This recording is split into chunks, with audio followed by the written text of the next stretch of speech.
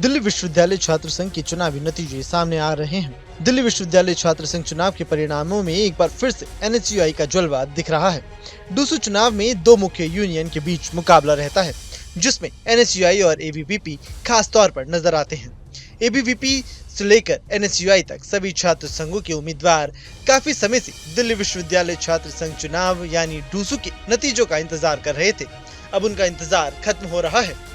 High court के आदेश के बाद मतगणना की गई, जिसके परिणाम आज आ सकते हैं। डूसू चुनाव 27 सितंबर को हुए थे और 28 सितंबर को मतगणना होनी थी, लेकिन लगभग 3 महीने की देरी से अब ये चुनावी परिणाम सामने आ रहे हैं।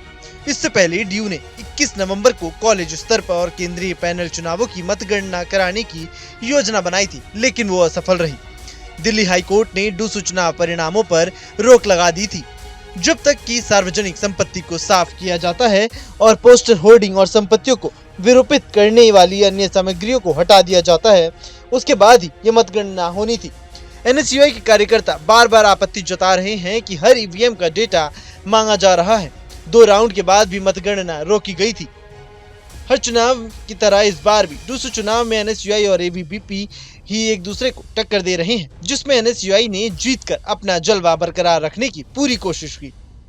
आपको बता दें कि डूसू के चुनाव दिल्ली उच्च न्यायालय के निर्देशों के बाद कराए गए थे, जिसके बाद अब डूसू के नतीजे सामने आ गए हैं और एनएसयूआई को बम्पर जीत मिली है। छात्र संघ चुनाव 2024 में इस साल एनएसयूआई की तरफ से उपाध्यक्ष पद के लिए यश नांदल को उम्मीदवार बनाया गया था, तो एबीवीपी ने भानु प्रताप सिंह को मैदान में उतारा।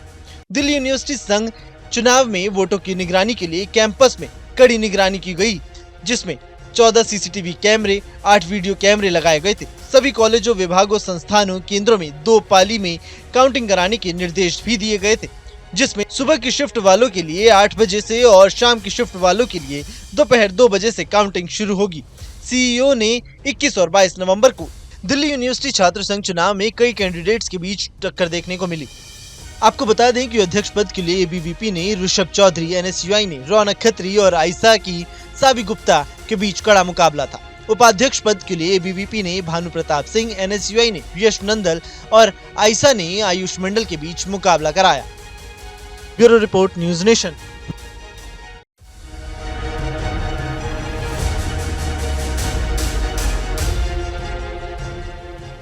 न्यूज नेशन अब व्हाट्सएप पर खबरों के ताजा अपडेट के लिए न्यूज नेशन के इस क्यूआर कोड को स्कैन करें।